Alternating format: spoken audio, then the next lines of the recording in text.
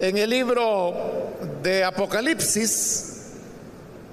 Busquemos el capítulo número 9, donde vamos a leer en esta oportunidad, en la continuación del estudio que estamos desarrollando en este último libro de la Biblia.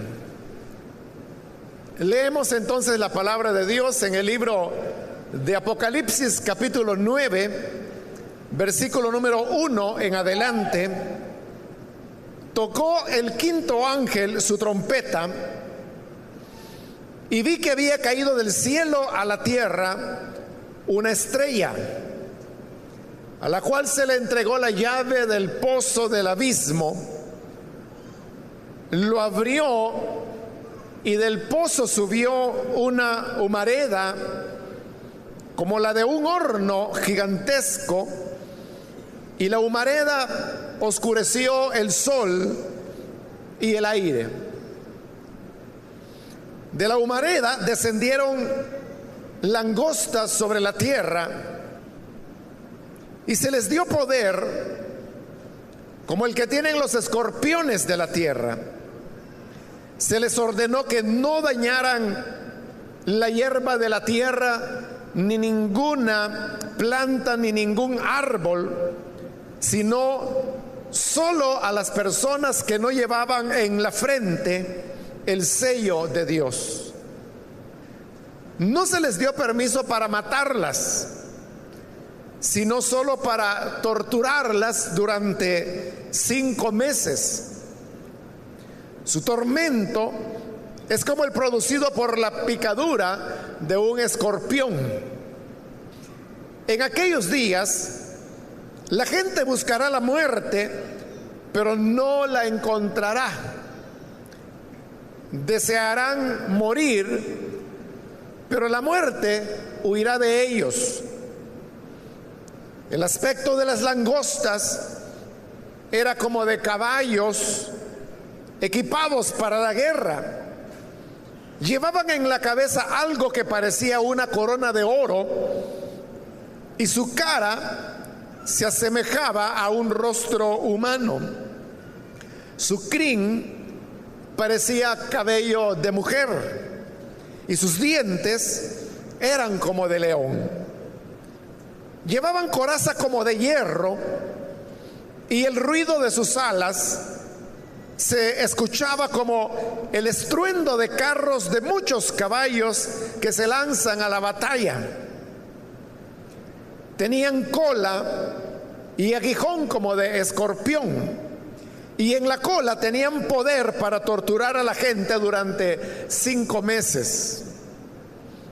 El rey que los dirigía era el ángel del abismo, que en hebreo se llama Abadón y en griego Apolión. El primer ay ya pasó, pero vienen todavía otros 2. Hasta ahí vamos a dejar la lectura. Hermanos, pueden tomar sus asientos, por favor. Hermanos, la semana anterior finalizábamos el estudio del capítulo 8 en el último versículo, donde se nos narra que Juan vio que apareció un águila, y que esta águila dijo: ay, ay, ay de los habitantes de la tierra cuando suenen las 3 trompetas que los últimos 3 ángeles están a punto de tocar. Es decir, esta águila está anunciando 3 ayes que habrán de venir. Cada uno corresponde a las 3 trompetas que todavía quedan por sonar, de las 7 en total. Un buen hermano me preguntó la semana anterior que por qué razón la traducción de la Reina Valera dice: oí a un ángel volar, en tanto que la Nueva Versión Internacional, que es la que yo leí, dice: oí un águila que volaba. O sea, ¿por qué en la Reina Valera se dice ángel y por qué en la NBI se dice águila? Y me pareció que era una buena pregunta la que el hermano hacía, y eso quiero responderle que no hay ninguna duda que la palabra que aparece en el griego, que es el idioma en el cual fue escrito el Nuevo Testamento, es la palabra aetos.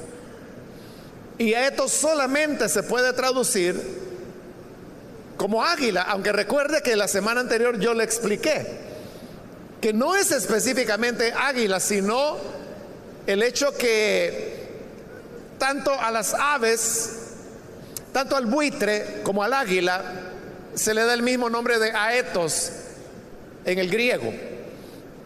Y yo le expliqué que eso llevaba a ciertas complicaciones de interpretación de otros pasajes de la Biblia, no de este, por la diferencia que hay entre el águila, que es un ave de rapiña porque caza lo que se va a alimentar, lo que va a comer, y en cambio el buitre es un ave carroñera que no caza, sino que come carroña.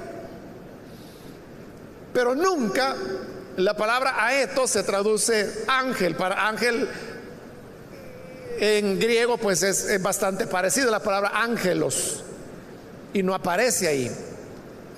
Entonces la pregunta sería, si en el original no aparece la palabra ángel, entonces ¿por qué Casiodoro de Reina tradujo ángel cuando lo que la Biblia dice es águila? O otra opción sería buitre, cualquiera de las dos. La respuesta es algo que yo he explicado ya en otras ocasiones, y es que Casiodoro de Reina hizo su traducción con manuscritos que no eran los mejores, no eran ni los más antiguos y tampoco los de mejor calidad. Entonces, ¿qué fue lo que pasó? Que en el transcurso de los tiempos, de los siglos, en la medida que se fueron haciendo copias de copias de copias de copias de copias de copias de la escritura, en algún momento tuvo que haber algún copista que le pareció que era un poco extraño decir que un ángel, perdón, que un águila habla, porque el águila habla, ¿no? Y por eso cité lo que el águila dijo, anunció los 3 ayes. Pero ¿qué tendría más lógica, decir que el águila habló o que un ángel habló? Entonces, al sentido humano, o sea, estoy hablando desde el punto de vista humano, que es como lo vio algún copista, le pareció que era más lógico poner ángel. Entonces cambió la palabra águila por ángel, y de ese manuscrito que él cambió se siguieron haciendo copias de copias de copias de copias de copias de copias de copias, hasta que llegó un momento en que habían centenares de manuscritos que ya no decía águila como era el original, sino que decía ángel. Uno de esos manuscritos es el que llegó a Casiodoro de Reina. Y entonces cuando Casiodoro de Reina hace la traducción, lo que él encontró fue ángel, pero es porque se había introducido ese cambio tiempo antes, o sea, habría que precisarlo, si 200, 300 años, no sabemos cuánto. Y por eso es que yo he dicho siempre que Casiodoro de Reina no tuvo culpa de introducir todos estos errores en la Biblia, porque él hizo un trabajo fiel, o sea, fiel a los manuscritos que tenía. Lo que él no sabía es que esos manuscritos no eran los mejores ni los más antiguos. Y si usted me pregunta, ¿y por qué Casiodoro de Reina no buscó los mejores manuscritos, los más confiables y los más antiguos? Porque hace 500 años no se habían descubierto. Casiodoro de Reina utilizó lo mejor que había en su época, que son manuscritos del siglo XII. Él hizo su traducción en el siglo XVI, hace 500 años. Y lo más antiguo que había en su época eran manuscritos del siglo XII. Y como otras veces yo lo he explicado, no sé si en este día o en otro, hoy en día, hermanos, ningún traductor de la Biblia utilizará un manuscrito del siglo XII para hacer una traducción de la escritura. O sea, porque nadie lo hace, porque todo mundo sabe que mientras más tardío es un manuscrito, más errores y alteraciones tiene. Entonces la clave está en ir a los manuscritos más antiguos. Y hoy en día se han descubierto manuscritos que se ubican en el año 100. E incluso hay unos pocos que se han logrado descubrir que son del año 90. Es decir, que allí estamos en manuscritos que apenas tenían aproximadamente 60 años de haber sido escritos los originales. No eran los originales, eso ya eran copias. Los originales se perdieron por su antigüedad. Entonces no es lo mismo hacer una traducción de un manuscrito del siglo primero, de 60 o 70 años después de Cristo, que utilizar un manuscrito de 1200 años después, que es lo que hizo Casiodoro de Reina.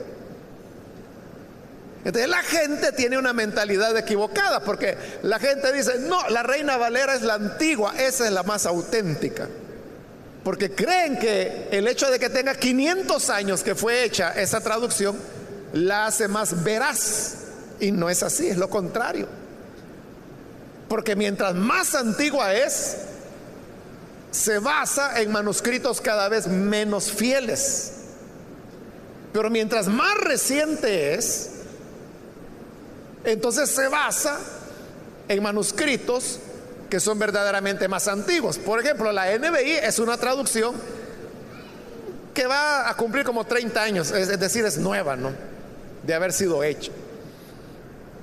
Ella está basada en manuscritos que llegan hasta el año 100. Es decir, es mucho más apegada a los originales que aquellos manuscritos que utilizó Casiodoro de Reina. Entonces esa es la explicación. Entonces, ¿qué es lo que verdaderamente Juan de Patmos escribió? Escribió águila. Esa es la palabra que él utilizó, la palabra aetos, que se puede traducir, ya le dije, águila o buitre. En este caso, los traductores consideran que la mejor traducción es águila, pero nunca utilizó la palabra ángelos.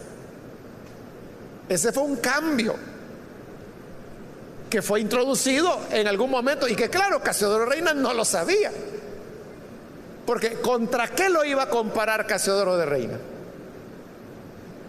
Si era lo más antiguo, eran los manuscritos más antiguos que había en su época. Pero hoy nosotros podemos compararlo con manuscritos, como le digo, del siglo primero.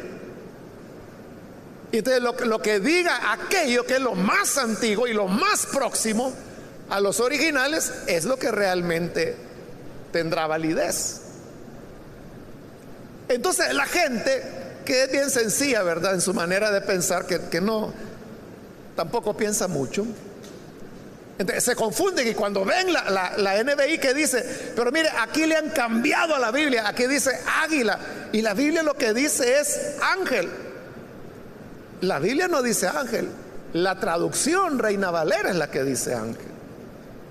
El original no dice ángel, dice águila.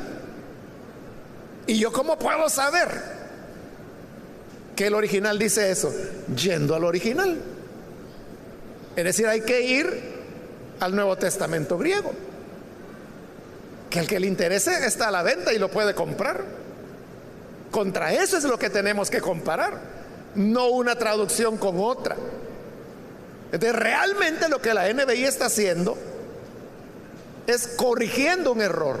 O sea, no le está cambiando. Quien le cambió a la Biblia fue Casiodoro de Reina, aunque le digo, él no tuvo culpa.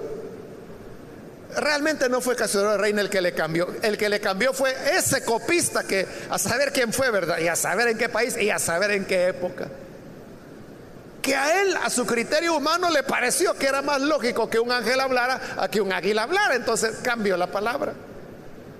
Él es el que le cambió. La NBI lo que está haciendo es corregir ese error, está volviendo a lo que Juan de Patmos escribió de verdad. Entonces, esa es la explicación. Y en la mayor parte de diferencias que hay, se debe a eso. O a veces la gente también muy simple, ¿verdad? Porque se basan, para decírselo honestamente, en su ignorancia. A veces, es que mire, la NBI le ha quitado versículos, le han quitado a la palabra de Dios. No es que le haya quitado, es lo inverso. La Reina Valera es la que le añadió palabras, frases o versículos enteros. La NBI lo que está haciendo es corregir esos errores que tienen siglos, ¿no? Porque, repito, Casiodoro Reina hizo su traducción hace 500 años. Después de 500 años, pues la gente se acostumbró y cree que esa es la palabra de Dios. Y la palabra de Dios es la que está escrita en griego. Esa es en la cual nosotros tenemos que apoyarnos y confiar. Y contra eso, contra el texto griego, es que tenemos que confrontar cualquier traducción.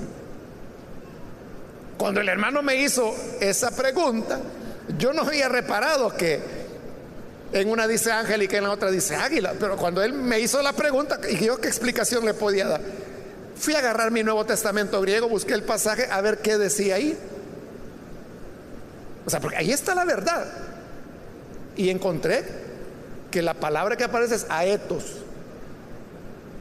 que se traduce águila o buitre. Entonces, ya sé que el original decía eso.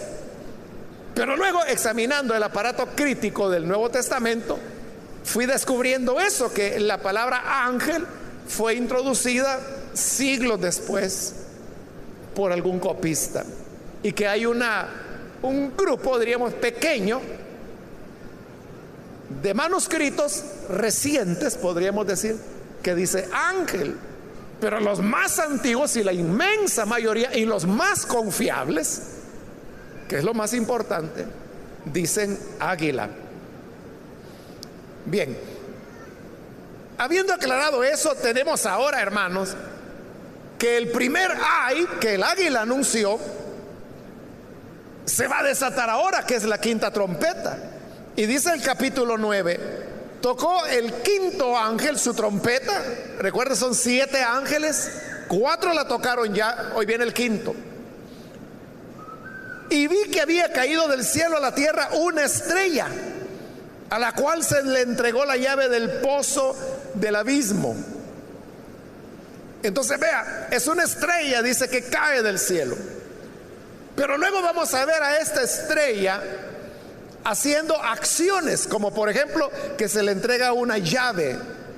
Y en el versículo 2 veremos a la estrella abriendo el pozo.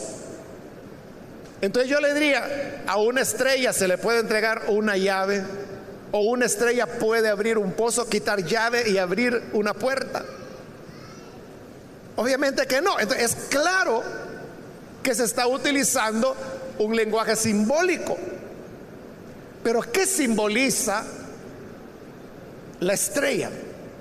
Más adelante, cuando lleguemos al capítulo 12, veremos que hay una visión en la cual aparece Satanás y dice que con su cola arrastró la tercera parte de las estrellas.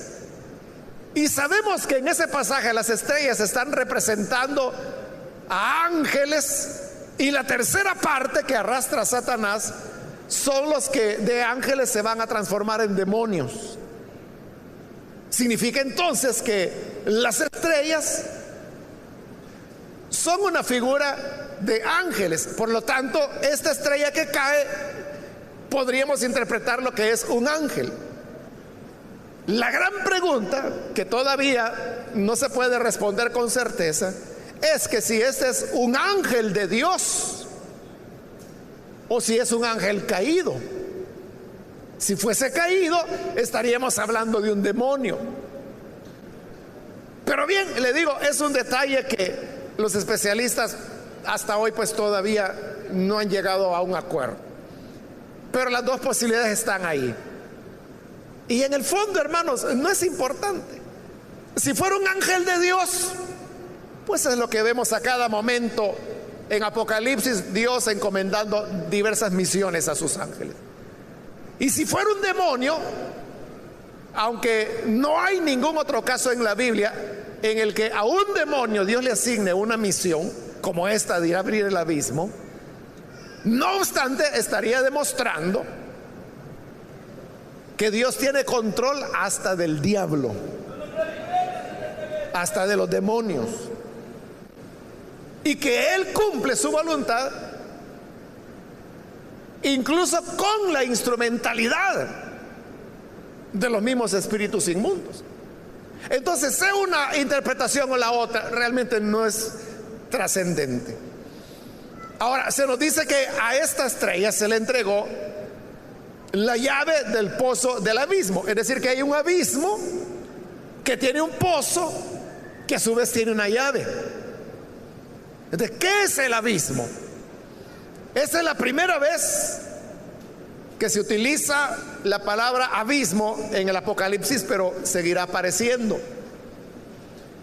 En el griego, hermanos, abismo es una palabra que usted se la puede aprender fácilmente porque se parece mucho a una en español. Es la palabra abusos. En el griego, abusos significa abismo. No hay relación etimológica o semántica, sería, de significado. Es simplemente una casualidad, ¿verdad? Que abusos, que se traduce abismo, suena igual que abuso en español, pero que significa otra cosa. Entonces, ¿qué es el abismo? El abismo, hermano, en la concepción de lenguaje apocalíptico, que como en la introducción expliqué, era un género literario. El abismo se consideraba como un lugar de sombras donde estaban encerrados o encarcelados, podríamos decir, los espíritus malos. Entonces, eso es el abismo. Y que luego dice que tiene un pozo. Es decir, el abismo tiene un canal, porque un pozo usted sabe que es una excavación que se hace en la tierra y que llega obviamente hasta el abismo. Pero este pozo está cerrado y está cerrado con llave. Entonces, a la estrella se le da la llave del pozo del abismo. Y luego dice el versículo 2, lo abrió. Es decir, que está destapando la entrada al abismo. ¿Y qué hay en el abismo?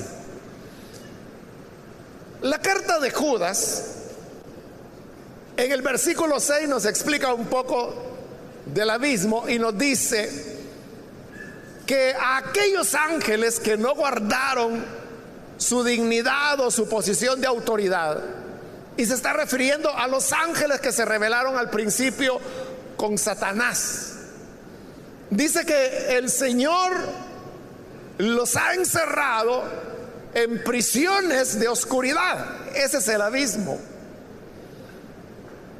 Es decir, cuando Satanás arrastró a la tercera parte de las estrellas, es decir, la tercera parte de los seres angelicales, esta tercera parte se convirtieron en demonios. Parte de esos demonios están libres y operan en la tierra. Y según lo explica Efesios, por ejemplo, aunque hay otros pasajes, dice que estos espíritus se mueven en los aires. Entonces, los demonios tienen actividad, pero por su gran misericordia el Señor encerró una gran cantidad de demonios en el abismo, y ahí han estado por milenios, desde la rebelión de Satanás. Eso lo que permite, por decirlo de alguna manera, es que la obra demoníaca sea controlada. O sea, porque si no sería peor, ¿no? No es lo mismo lo que pueden hacer 10 millones de demonios que 1.000 millones de demonios. Una gran diferencia. Eso es lo que Dios hizo. No sabemos qué número hay de demonios, pero lo que sí dice la Biblia es que el Señor los encadenó en prisiones de oscuridad. Ese es el abismo. Los demonios que hoy operan son los pocos que Dios, por sus propósitos que tiene, dejó libres en la tierra. Y usted sabe que hay regiones o a veces hasta países donde la actividad diabólica es mucho más intensa. Hay países como Haití, países en África, en donde la actividad diabólica es mucho más intensa. O acá en nuestro país hay ciertos puntos donde se practica hechicería, se practica el consultar a los muertos, o sea, toda esa es obra satánica. Pero hay lugares que son famosos por eso. Dice, no, mire, si usted anda buscando un buen brujo, vaya a tal pueblito. Ahí hay unos 10, esos son poderosos. Ahí hay una actividad diabólica. Pero los demonios, como están en los aires, dice la Escritura, entonces se mueven en todo lugar y son una realidad. Pero ¿qué va a ocurrir en estos días apocalípticos? Que esa estrella vendrá y abrirá la puerta del abismo. Y para que la abre, sigamos leyendo el versículo 2. Del pozo subió una humareda como la de un horno gigantesco, y la humareda oscureció el sol y el aire. De la humareda descendieron langostas sobre la tierra, y se les dio poder como el que tienen los escorpiones de la tierra. Entonces la estrella abre el pozo del abismo, porque quita llave. Solo Dios pudo haberle dado esa llave. Entonces sale la gran humareda, y de la humareda caen esas langostas que son una mezcla entre langosta y escorpión. Para los hebreos, la mezcla de animales, así como esa, mezclar langosta con escorpión, era una aberración y era algo que iba en contra de la naturaleza, o sea, de la naturaleza creada por Dios. En otras palabras, podríamos decir que ellos lo veían como una anticreación y por lo tanto como algo malo, perverso y destructivo. Pero no solamente estas langostas son una mezcla de langosta con escorpión, porque después se les va a describir, y la descripción es grotesca porque se les mezcla con caballo, con cara humana, con cabello de mujer, con serpiente, con león y hasta con escudos de hierro. Es una mezcolanza que, como le digo, resulta grotesca. Si uno se quisiera imaginar ese animal, es difícil porque no se parece a nada, ¿verdad? Esos son los demonios. Dice el versículo 4: se les ordenó que no dañaran la hierba de la tierra, ni ninguna planta, ni ningún árbol, sino solo a las personas que no llevaban en la frente el sello de Dios. Entonces todos los demonios son soltados, y al ser soltados, obviamente la actividad satánica se incrementa entre los hombres en la tierra. Y dice que estos demonios salieron con el propósito de atormentar.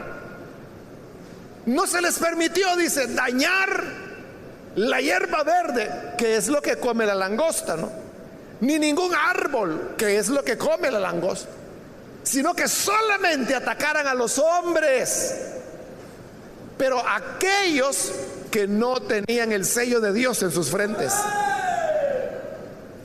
En otras palabras, los que son de Dios no son alcanzados por esta plaga.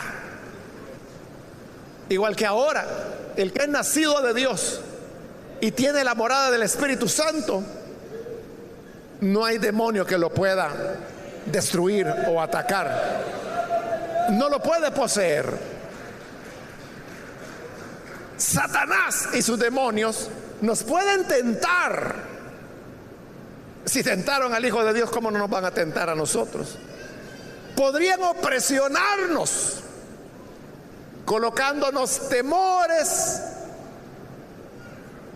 distrayéndonos, cosas de ese tipo, pero no pueden poseernos y menos destruirnos.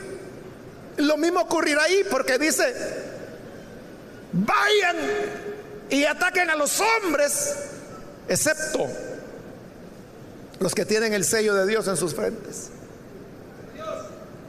Entonces, si nosotros hemos creído en el Hijo de Dios, la sangre del Hijo de Dios nos cubre. Y además de eso, nuestros cuerpos son el templo y la morada del Espíritu Santo, es decir, Dios mora en nosotros. Y si mora en nosotros, entonces no puede entrar Satanás, porque el Señor es el que tiene total control y dominio de nuestro cuerpo.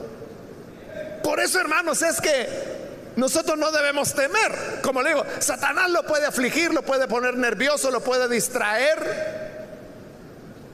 Puede ser que cuando usted está aquí en la iglesia, los demonios pueden hacerlo sentir incómodo, que le pica la espalda, que quiere rascarse la rodilla, que se mueve para un lado, para el otro, que qué calor, que aquí, que allá. Mira, ya vino aquel fulano, mira qué camisa más ridícula el que anda aquel. O sea, los diablos pueden hacer eso para que usted se distraiga, pero jamás podrán perturbarlo en el sentido de poseerlo, dañarlo o decirle: te voy a matar. Claro, podrían matarnos si no fuera porque el ángel del Señor acampa alrededor de los que le temen y los defiende. Estamos protegidos por el Señor. Con los demonios que hay en la tierra ahora, más que suficiente. ¿Cómo no será aquí cuando se abra la puerta del abismo? Y oiga, esos demonios vienen de estar en prisión durante miles de años. Miles de años. Bueno, ahorita ahí están. ¿Cómo no van a salir? Es igual que el criminal, ¿verdad? Que cuando sale de la cárcel, si el Señor no lo tocó, ¿verdad? ¿A qué sale? A hacer más maldad. Ese viene bravo, viene a desquitarse. ¿Se recuerda de ese muchacho que mataron hace poco? O sea, el que lo mató tenía, creo que 4 días de haber salido de la cárcel. En 4 días ya tenía pistola y andaba saltando y mató a este, que por cierto iba a una iglesia, ¿no? Y dicen que era predicador. Estos diablos así van a salir, hermano, después de miles de años de estar ahí. Entonces van y se dedican a atormentar a los seres humanos. Dice el versículo 5: no se les dio permiso para matarlas a las personas, sino solo para torturarlas durante 5 meses. Su tormento es como el producido por la picadura de un escorpión. Entonces ellos salen para torturar a los que no tienen el sello de Dios, es decir, a los incrédulos. Uno podría preguntarse, entonces Dios es un torturador, porque dice que sale a torturarlos por 5 meses. Es que no dice que sea Dios quien está torturando. Dice que lo hacen las langostas que salieron del abismo. Entonces, ¿qué es lo que está ocurriendo? Que los que no creyeron en el Señor y que por esa razón no tienen el sello de Dios, son atormentados porque están cosechando lo mismo que ellos amaron e hicieron. Es que esto hay que entenderlo bien. Hay una conexión entre el pecado y lo satánico. Por eso es que bien lo dijo el Señor a Pablo cuando tuvo su conversión, y le dijo que él lo había levantado para que anunciara el evangelio a los gentiles, y le dijo para que sean trasladados de las tinieblas a la luz. Entonces, la persona que está en pecado es una persona que anda en tinieblas, y en las tinieblas es donde mora Satanás. Entonces, hay una relación estrecha entre el pecado y Satanás. Por eso es que las personas se sienten opresionadas por el pecado, porque ya no es solamente una práctica pecaminosa, sino que es algo que ya va más allá. Ya hay algo diabólico ahí, y a veces uno lo nota en la cara de la gente. Es que hay un momento, hermano, en que cambia la cara del alcohólico, y uno sabe distinguir a un alcohólico aunque ande sobrio.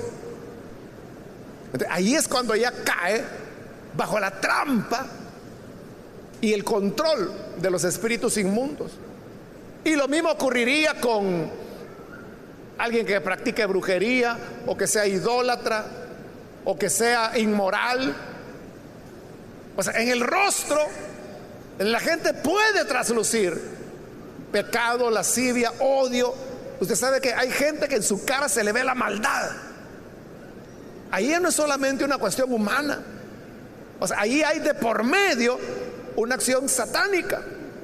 El pecado relaciona al ser humano con Satanás, con el mal.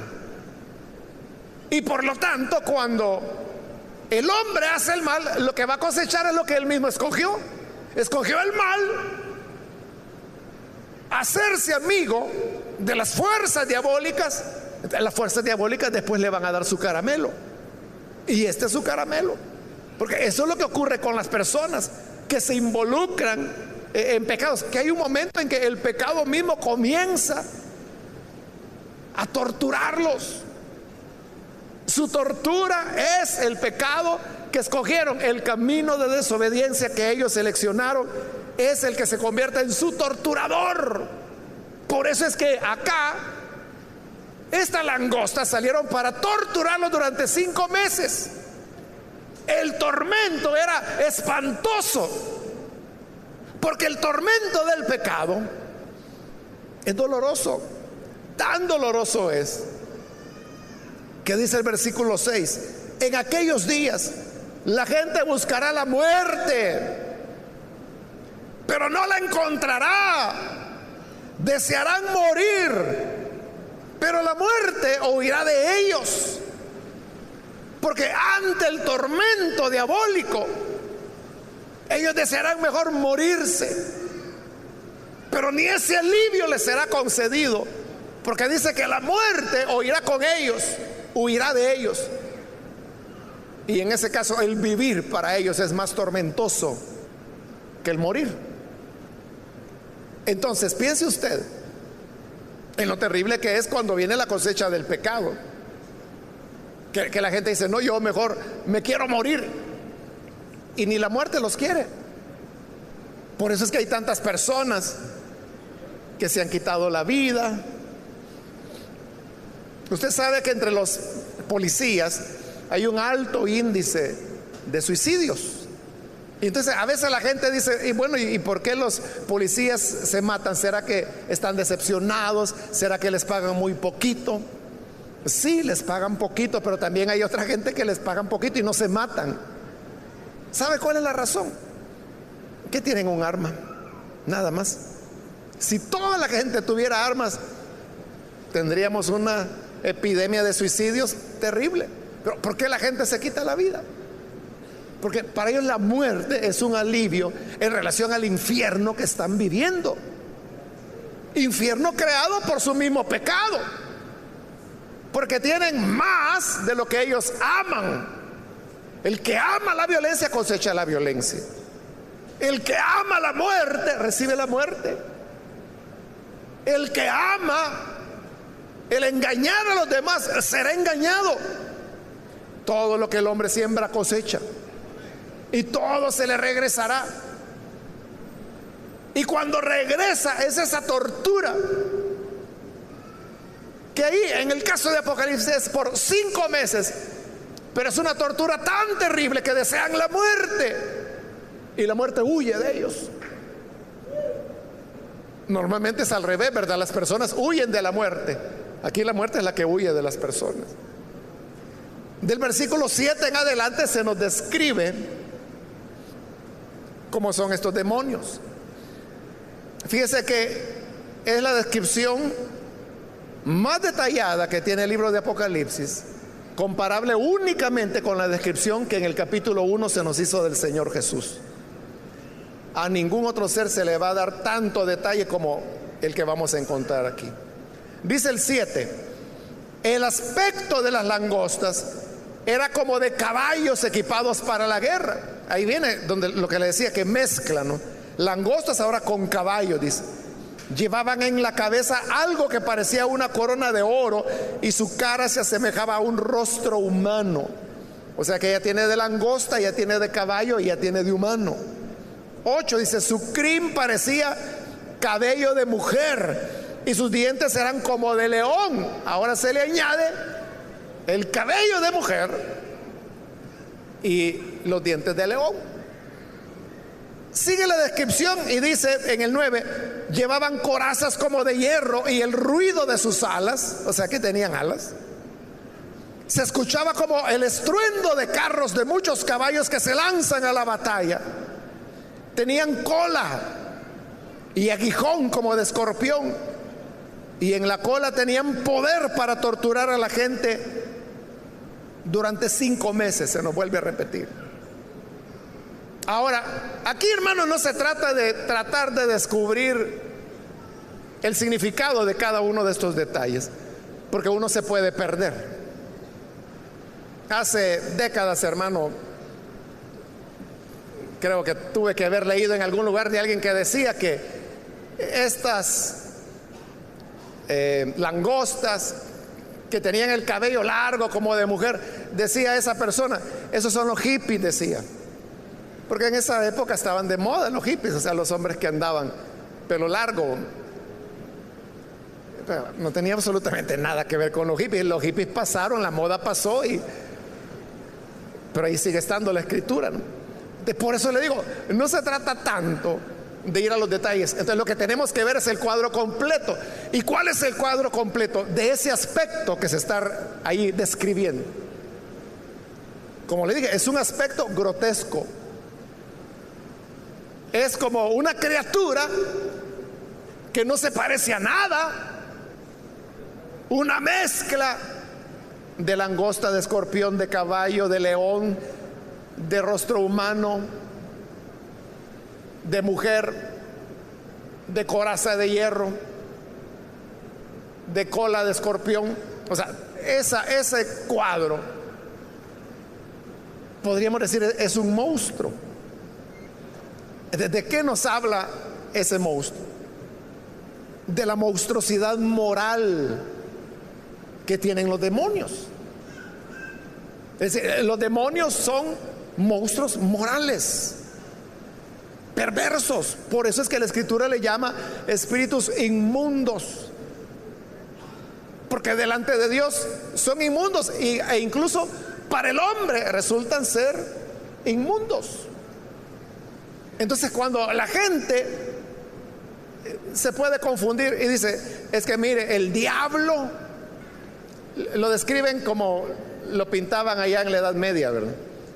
Que tiene patas de cabra, que tiene cachos en la cabeza, que tiene una cola con punta y que anda un gran tridente en la mano que es color negro y anda apoyando a la gente. Satanás encantado que usted crea que así es él. Pero ¿qué es lo que dice la Biblia? Cuando Satanás se manifiesta, ¿cómo se manifiesta? ¿Se manifiesta así de feo o de cómico? No, dice Pablo que se presenta como ángel de luz. Ese es el problema, que si usted está esperando ver un personaje negro con cachos, cuando aparezca ese ángel de luz, usted va a creer que es de Dios, y no es de Dios, es el mismo Satanás. De las descripciones monstruosas que se hacen no son descripciones físicas o de apariencia de Satanás, son descripciones morales.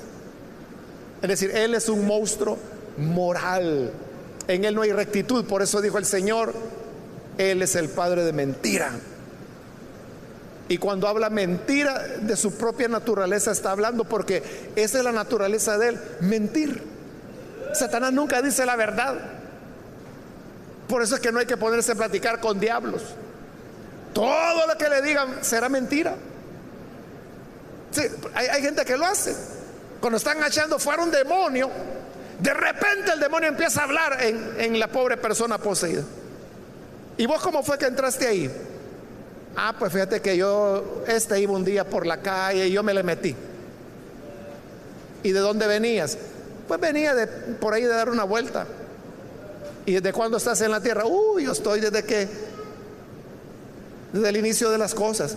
¿Y vos viste el diluvio? Sí, lo vi. ¿Y cómo fue eso? Contame. Y se ponen a platicar con el diablo. Y todo es mentira, porque él es el padre de mentira, y cuando habla, su naturaleza es mentira y hablará mentira. Entonces, es un monstruo. Satanás no es amigo de nadie. Los demonios no le hacen favor a nadie. En algún momento se mostrará amigo, pero luego viene esto que se está describiendo aquí: la tortura. Y oiga lo que dice el versículo 11: el rey que los dirigía a toda esta banda de langostas era el ángel del abismo, que en hebreo se llama Abadón y en griego Apolión. En los dos idiomas significa lo mismo: destructor. Por eso le digo, Satanás no es amigo de nadie, ni le va a andar haciendo favores a nadie. Porque hay gente que dice: no, yo hago pacto con el diablo con tal que me diga el número de la lotería. Y tú le vendes el alma a Satanás y la lotería ni la vas a ver ni en foto, porque su nombre es destructor. Él lo que quiere es destruirte. Por eso el Señor Jesús dijo: Satanás solamente ha venido a matar, a robar y a destruir. A destruir, porque su nombre es Abadón, destructor. Apolión, que es destructor. Entonces, él lo que quiere es la destrucción del ser humano. Entonces el Señor dijo: él vino para matar, robar y destruir, pero yo he venido para que tengan vida, y vida en abundancia.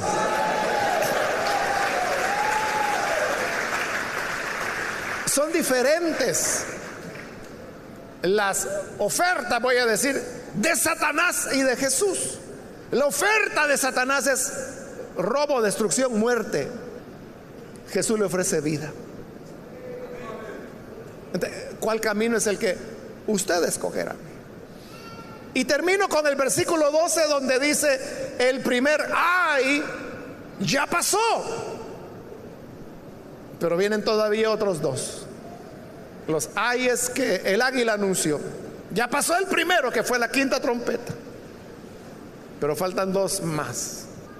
Al finalizar, esa es la reflexión. Como bien lo dice el Señor en el profeta Isaías: yo pongo delante de ti camino de vida y camino de muerte. Entonces tú escoges cuál quieres seguir. ¿Quieres seguir el camino de vida? Ese es Jesús, quien dijo: yo soy el camino, la verdad y la vida.